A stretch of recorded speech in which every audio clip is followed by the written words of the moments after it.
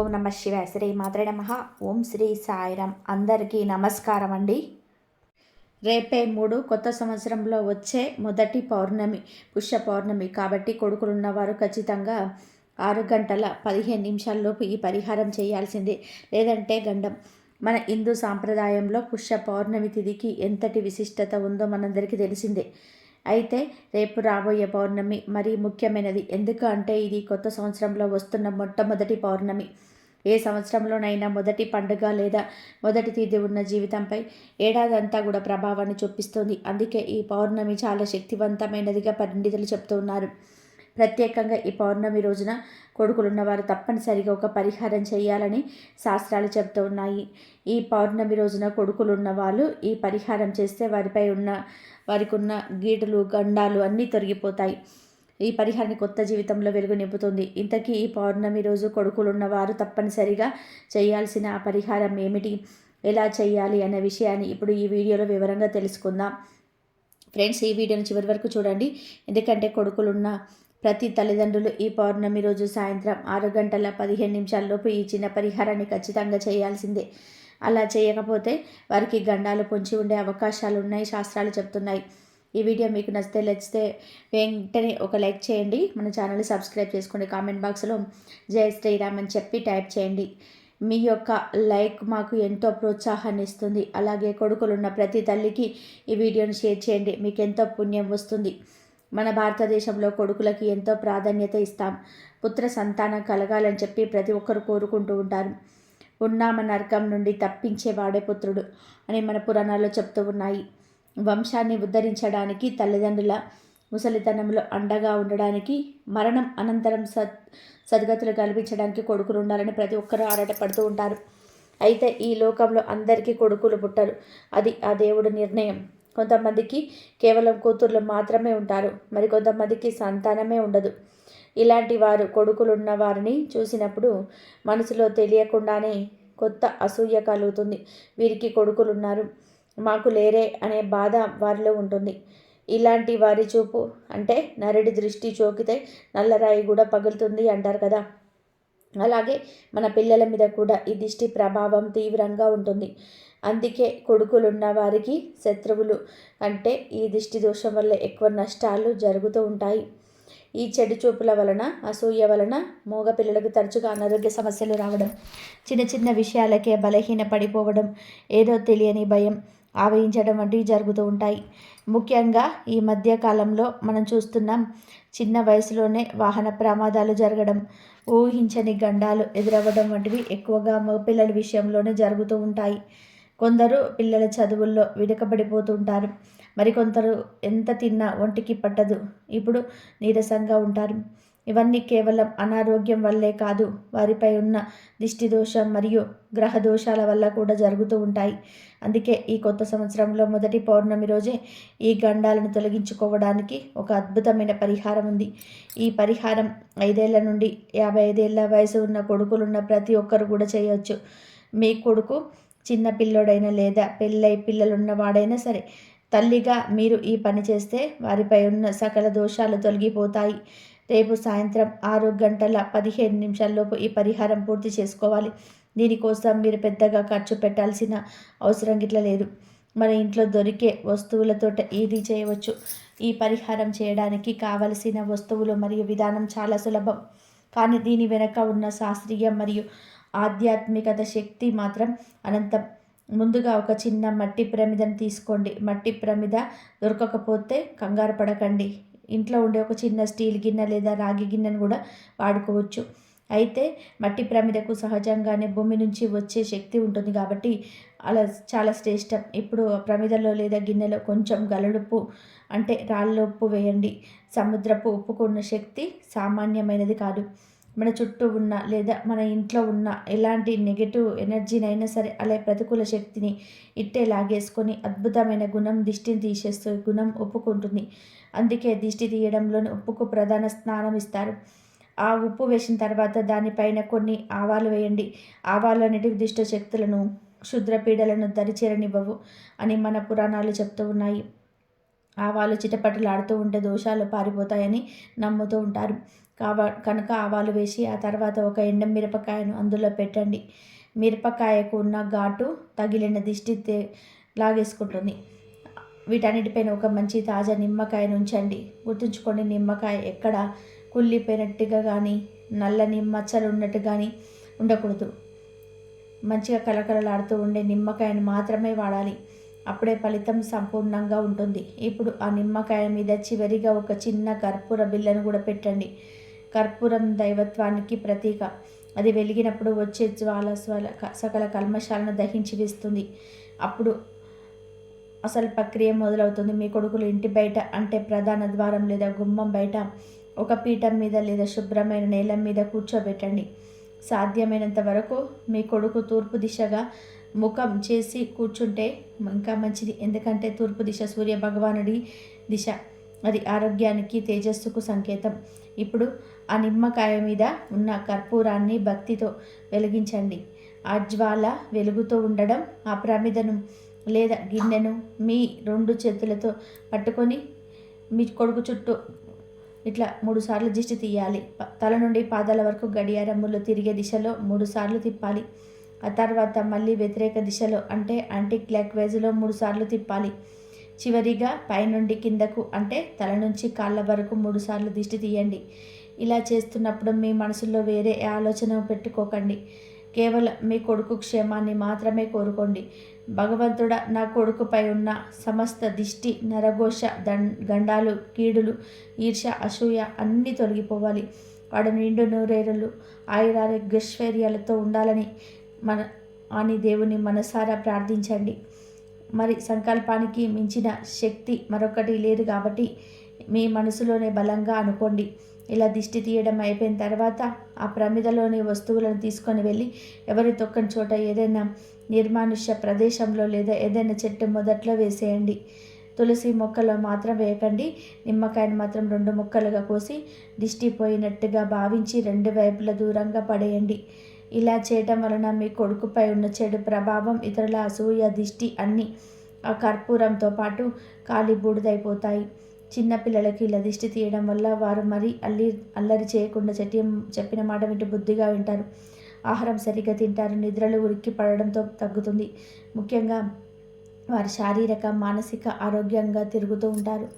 ఇక పెద్దవారి విషయంలోనికి వస్తే చాలామంది మగపిల్లలకు ఉద్యోగంలో అకారణంగా ఆటంకాలు వస్తూ ఉంటాయి. చేతికి వచ్చిన అవకాశాన్ని చేజారిపోతూ ఉంటాయి. వ్యాపారంలోనే నష్టాలు వస్తుంటాయి. ఇలాంటి వారికి పరిహారం చేయడం వలన ఆటంకాలు తొలగిపోతాయి. వ్యాపారంలో లాభాలు వస్తాయి. చదువుకునే పిల్లలైతే ఏకాగ్రత పెరిగి అద్భుతంగా రాణిస్తారు చదువులో. ఈ పౌర్ణమికి ఉన్న శక్తి చాలా విశేషమైనది. ఈరోజు సాయంత్రం 5 నుండి 6 గంటల 15 నిమిషాల లోపు ఈ సమయంలో పరిహారం చేసుకోవడం వల్ల సకల దేవతల అనుగ్రహం కూడా లభిస్తుంది. చంద్రుడి అనుగ్రహం కూడా కలుగుతుంది. జ్యోతిష్య శాస్త్రం ప్రకారం చంద్రుడు మనసుకు కారకుడు కాబట్టి ఈ పరిహారం వల్ల పిల్లలకు, పెద్దలకు మనశ్శాంతి కలుగుతుంది. అనవసరమైన భయాలు, ఆందోళనలు తగ్గుతాయి. కొడుకులున్న ప్రతి తల్లి ఈ అద్భుతమైన అవకాశాన్ని వదులుకోకండి. ఎందుకు అంటే ఇది ఈ సంవత్సరంలో వస్తున్న మొట్టమొదటి పౌర్ణమి. ఆరంభం బాగుంటే అంతా బాగుంటుంది అంటారు. అందుకే సంవత్సరం మొదటి రోజే లేదా మొదటి పౌర్ణమి నాడే మనం ఇలాంటి జాగ్రత్తలు తీసుకుంటే ఆ ఏడాది పొడుగునా మన పిల్లలకు ఎటువంటి ఆపదలు రాకుండా ఆ భగవంతుడు రక్షణ కవచంలా కాపాడుతూ ఉంటాడు. గుర్తుపెట్టుకోండి, సమయం చాలా ముఖ్యం. రేపు సాయంత్రం సంధ్యా సమయం దాటకముందే, అంటే 5 నుండి 6 గంటల 15 నిమిషాల్లోపు ఈ ప్రక్రియను పూర్తి చేయడానికి ప్రయత్నం చేయండి. ఆ సమయం రాక్షస గడియలు రాకముందే చేసే పవిత్రమైన సమయం. ఈ పరిహారంలో ఉపయోగించే వస్తువులన్నీ చాలా సాత్వికమైనవి. మన ఇంట్లో దొరికేటివి ఉప్పు, ఆవాలు, ఎండుమిర్చి, నిమ్మకాయ, కర్పూరం ఇవన్నీ కూడా తాంత్రిక మరియు జ్యోతిష శాస్త్రాల్లో నెగిటివ్ ఎనర్జీని రాళ్ళదొలడానికి వాడే అత్యంత శక్తివంతమైన పదార్థాలు. మామూలు రోజులలో కంటే ఈ పౌర్ణమి తిథి నాడు వీటికి రెట్టింపు శక్తి ఉంటుంది. అందుకే ఈ సమయాన్ని సద్వినియోగం చేసుకోండి. మీ పిల్లల భవిష్యత్తు కోసం, వారి క్షేమం కోసం మీరు చేసే ఈ చిన్న ప్రయత్నం వారి జీవితాన్ని సానుకూలంగా మార్చేయవచ్చు. మీరు ఈ పరిహారం చేసిన తర్వాత మీకే స్పష్టంగా తెలుస్తుంది. మీ పిల్లల్లో వచ్చే మార్పు, మీ వారి ముఖంలో ఒక రకమైన తేజస్సు, కళ్ళలో ఉత్సాహం, ప్రవర్తనలో మార్పు స్పష్టంగా కనిపిస్తాయి. మన పిల్లల రక్షణ మన బాధ్యత కాబట్టి ఏమాత్రం సందేహించకుండా పూర్తి భక్తితో నమ్మకంతో చిన్న పని పూర్తి చేయండి. ఆ పరమేశ్వరుడి ఆశీస్సులు మీ కొడుకులపై ఎల్లప్పుడూ ఉండాలని కోరుకుంటూ ఈ పౌర్ణమి మీ ఇంట్లో సంతోషాలను సిరి సంపదలను నింపాలని మనస్ఫూర్తిగా ఆకాంక్షిస్తున్నాము. కొడుకులు ఉన్నత స్థాయికి ఎదిగి వృద్ధిలోకి వస్తే అంతకంటే తల్లిదండ్రులకు కావలసింది ఏముంటుంది? అందుకే నిర్లక్ష్యం చేయకుండా రేపు సాయంత్రం ఈ పరిహారం ఖచ్చితంగా పాటించండి. చివరిగా ఒక మాట, ఈ సమాచారాన్ని కేవలం మీరు మాత్రమే తెలుసుకొని ఆగిపోకండి. మీ బంధుమిత్రులకు, స్నేహితులకు కొడుకులున్న ప్రతి తల్లికి ఈ విషయాన్ని షేర్ చేయండి. ఎందుకు అంటే ఒక మంచి విషయాన్ని పంచుకోవడం, నలుగురికి మేలు చేయడం కూడా ఒక రకమైన పుణ్యమే. అందరూ బాగుండాలి, అందులో మనం పిల్లలు ఉండాలి అనేది మన కోరిక. కనుక కొడుకులున్నవారు అందరూ కూడా ఈ పరిహారాన్ని మర్చిపోకుండా పాటించి శుభ ఫలితాలను పొంది మీ కొడుకులతో సంతోషంగా జీవించండి. అత్యంత శక్తివంతమైన పుష్య పౌర్ణమి వస్తుంది. ఇలాంటి శక్తివంతమైన రోజు దేవతల వారి శక్తులను భూమిపైకి ప్రసరింపచేస్తారని, భక్తి భావంతో ఆ శక్తిని గ్రహించాలని మన పెద్దలు చెప్పారు. అయితే ఈరోజు ఏం చేసినా చేయకపోయినా ఇది ఒక్కటి తింటే చాలు, జన్మ జన్మల దరిద్రం పోయి మీ జీవితం అద్భుతంగా మారిపోతుందని పండితులు చెప్తున్నారు. మరి పుష్య పౌర్ణమి రోజు తినవలసిన ఆ పదార్థం ఏమిటో ఇప్పుడు మనం ఈ వీడియోలో తెలుసుకుందాం.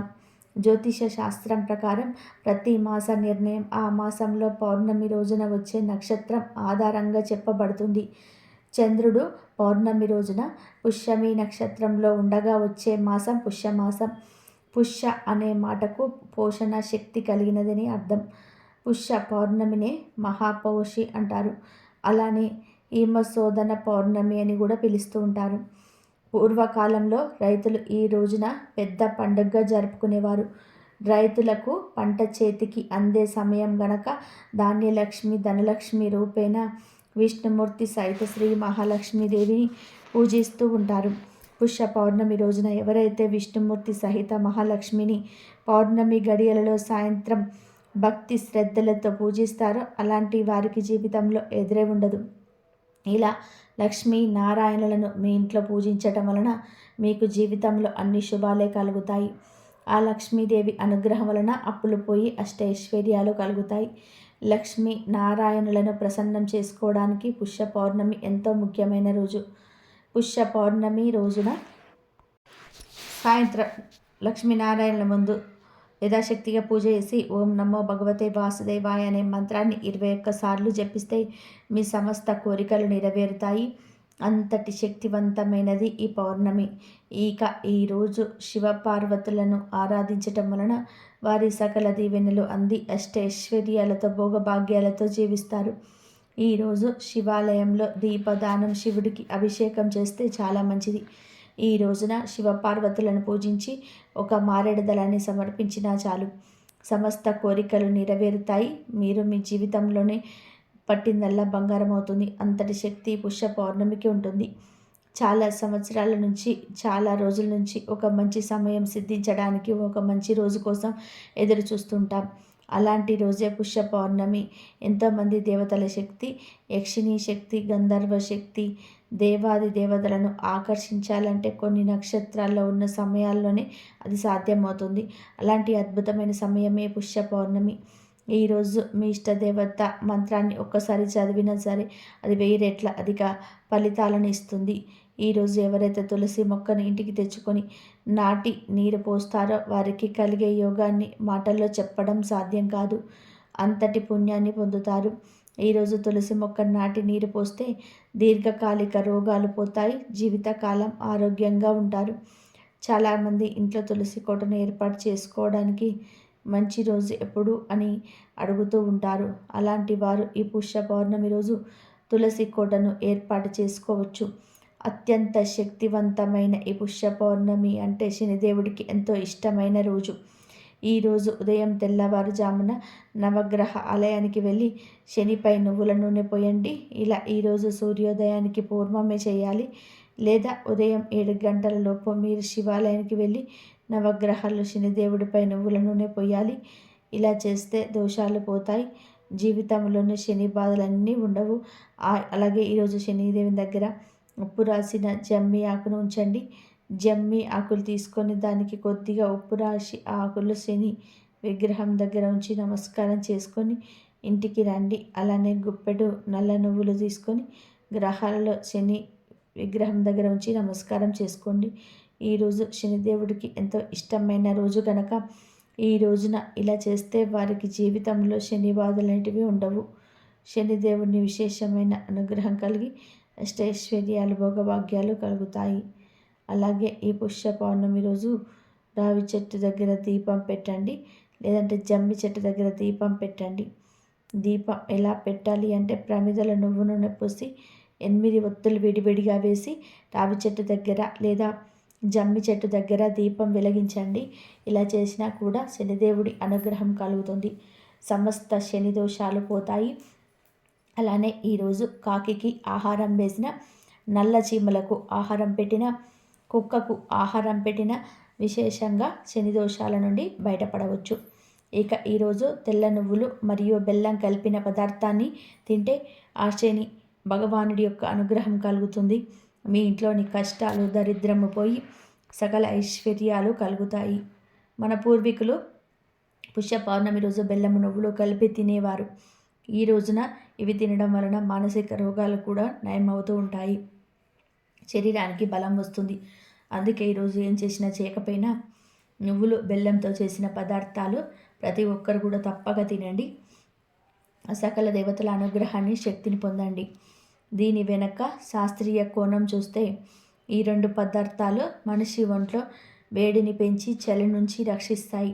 అంతేకాదు ఈరోజు నువ్వులు బెల్లం తినడం వలన శనిదేవుడి నుంచి అనుగ్రహం కూడా కలుగుతుంది. శని దోషాలు గ్రహ దోషాలు పోతాయి.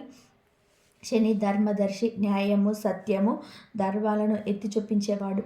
సర్వ ప్రాణుల సమస్త విశ్వ ప్రేమను పవిత్రతను ఉద్ధరించేవాడు అతడే.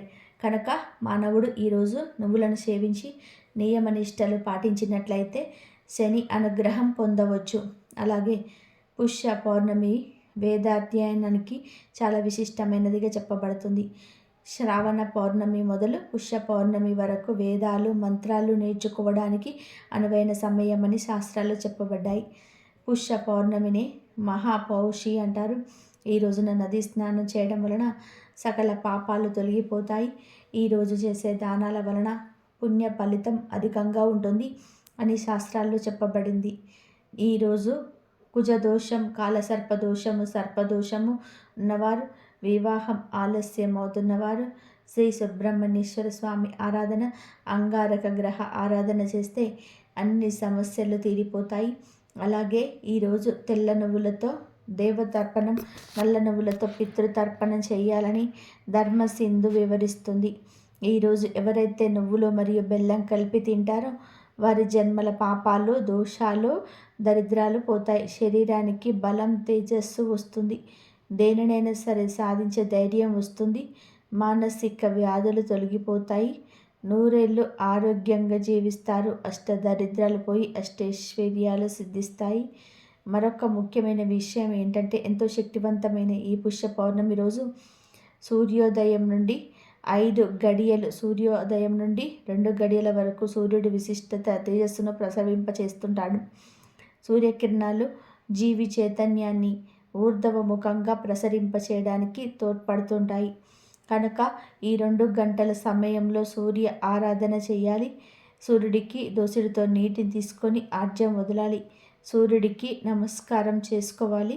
తద్వారా సూర్య భగవానుడి అనుగ్రహం మీపై పడి సూర్యలోకంలో 1000 సంవత్సరాలు సుఖంగా జీవిస్తారు.